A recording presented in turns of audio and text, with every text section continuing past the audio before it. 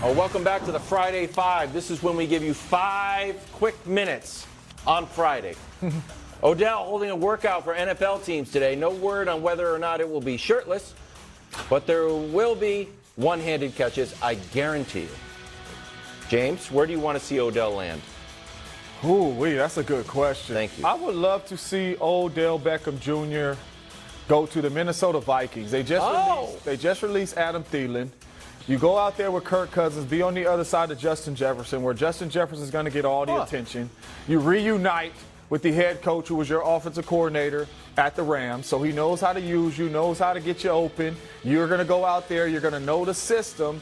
Right when you land in Minnesota, you got another guy on the other side of Justin Jefferson who could run, who's explosive. I would like to see OBJ in purple in the Minnesota Vikings uniform. I like that. Okay, I like that as well, except for I'd like to see Odell for the first time in his career with a truly elite quarterback.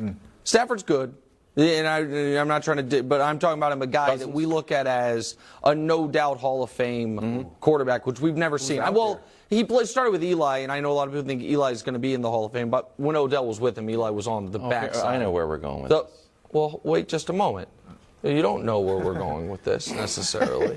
There have been I know you're thinking I'm going to connect him to a certain team, but when Christian McCaffrey was available, I did not connect him to the Chiefs. There are a lot of guys I don't, because I understand what the Chiefs are trying to do. But before I even give the answer, what we saw, shirtless or not, was the video that all year when people were talking about him going to the Cowboys, I was asking to see.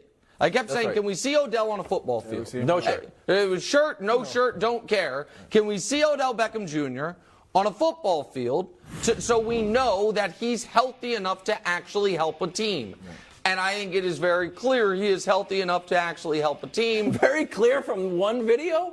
Yeah, because it's been long enough now. Well, I mean, if he's holding a workout, he has to be 100%. That's what I'm saying. Exactly right. So we have the video. He's holding a workout, so he should go to the Chiefs. Let's be serious. Can we just be serious? Like, come on. And I'll be honest, football fans, isn't that kind of what you want to see as well?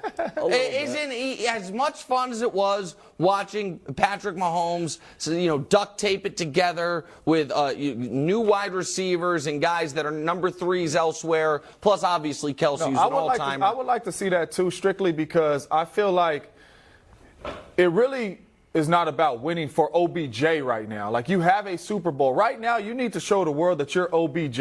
Right? You need to go out there and put up some big numbers, because if not, you're going to be a free agent again next year looking for another home. Because I don't think anyone's giving him a 4-year deal. The max he'll get is 2. Right. And I think I think he probably would prefer 1 to where he can ball out for a year, be 31, and then go be 30 or 31 after this season, and then go cash in one more time when the receiver market's on fire.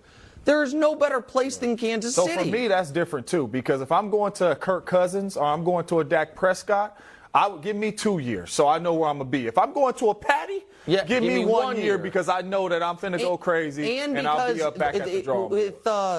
You mentioned the Cowboys. CeeDee Lamb's there. With the Vikings, Justin Jefferson, the best receiver in football's there. The Bills were attached to him. They have Stephon Diggs. The Chiefs may or may not bring back Juju. McCall Hardman's leaving. With all those guys, he's the number 1 receiver and could put up monster numbers, be on national TV as much as any team in the league, or the most of any team in the league, and then maybe go get paid one more time and get another Super Bowl ring. Do you like the Giants at all? Little homecoming? I don't like the Giants strictly to where he's going. Daniel Jones is not an elite quarterback, especially a thrower of the football. And for OBJ, this is a year to where you have to show everybody that you are back to OBJ and making those plays if you don't want to be a free agent and go into another team. Daniel Jones is not going to have him balling. Think about the top 6, 7 quarterbacks in football. All of them have an established number 1 receiver alongside them, except for Patrick. So go have Travis Kelce. He's a tight end wide. I know, but it's a pass catcher. I understand. He's a pass catcher. I said wide receiver. Well, he doesn't block, so he's a wide receiver. He's tight end. He also running backs too, but it's not that same. The Lakers continue to silent. Who is? Are you? Are you? You are the doubter. And the Lakers continue to silence you. But that's just a. Welcome back to the Big Friday Show. Afternoon headline sponsored by Ram Trucks. They're built to serve. No public comments from Lamar since being offered the non-exclusive tag by the Ravens. He did, however, take to Twitter to respond to this tweet from Hard Rock Sportsbook. Your home for hard rock and sports betting. QBs in NFL history with 96 passer rating and over 100 passing touchdowns in their first 61 starts. Lamar, Patrick Mahomes, Dan Marino, Aaron Rodgers, and Deshaun Watson. Great company with a heart. Yeah. I thought that was nice. No teams linked to Lamar right now. James Jones is with us. Hello, James. What's going on, Are you surprised that no team has jumped into the Lamar sweepstakes? I'm very surprised. You're talking about a 26-year-old MVP quarterback, right, that can lead your team at any time. He's 49 and 18 or 19 as a starting quarterback in this league. The QB wins, folks should love him. Yes, all he does is win football games, right? And for me, this is mind-boggling because you pay guys like Daniel Jones. You pay guys like Derek Carr. You pay guys like Kirk Cousins. You pay these quarterbacks, and now all of a sudden, teams that need quarterbacks are not even shooting a shot at Lamar Jackson. Like this for me is truly disrespectful to Lamar Jackson and what he has done, because usually in the National Football League, you turn on the tape and you look at it and you see if this guy can really play the game at the high level. All Lamar Jackson has done is played this game at a high level. And I look at spots like the Falcons, the Panthers, and all that. Coaches get fired because you do not win games, correct? Right? And you do not win a lot of games or have an opportunity to win a lot of games if you do not have a good quarterback in this league. Frank Wright is in Carolina.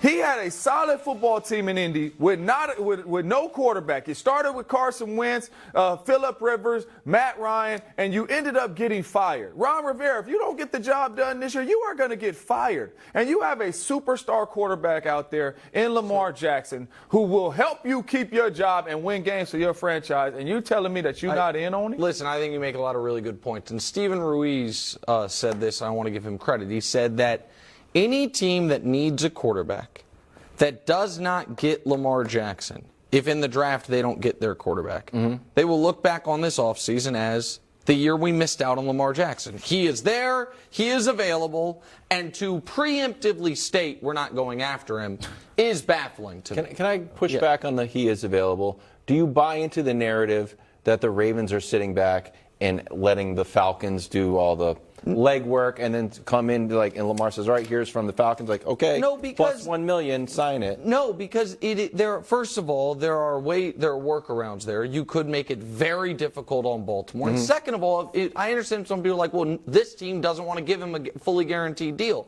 You still should call him and say, here's my best offer. Now, you don't want to sign it, no problem. But just so you know, here's the best offer. But I also want to level set a couple things about the Lamar Jackson discussion. Because there have been a couple things said that are just, in my opinion, false. One is, well, the Deshaun Watson fully guaranteed deal, it's an outlier we'll never see again. Kirk Cousins got a fully guaranteed deal, everybody. Now, it was shorter term. It was 3 years. But Kirk Cousins, 5 years ago, got a fully guaranteed deal. That's the first point. Second point is this. Lamar is the same draft class as Josh Allen, Sam Darnold, those guys.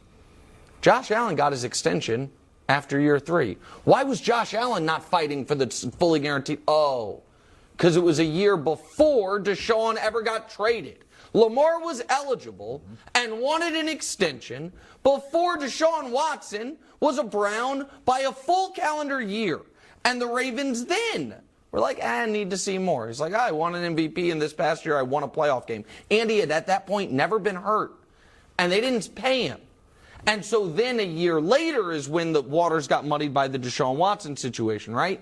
But the Ravens have had multiple opportunities to lock him up before any of this fully guaranteed stuff came to be, and they missed their opportunity. I think the team that I keep bringing up that has multiple first-round picks and the money, and I think could go to the Super Bowl if everything fell right, is Detroit. They play. Ooh. And I know you like golf. I think it's I don't like golf. I'm just saying golf. I do like golf, but I'm saying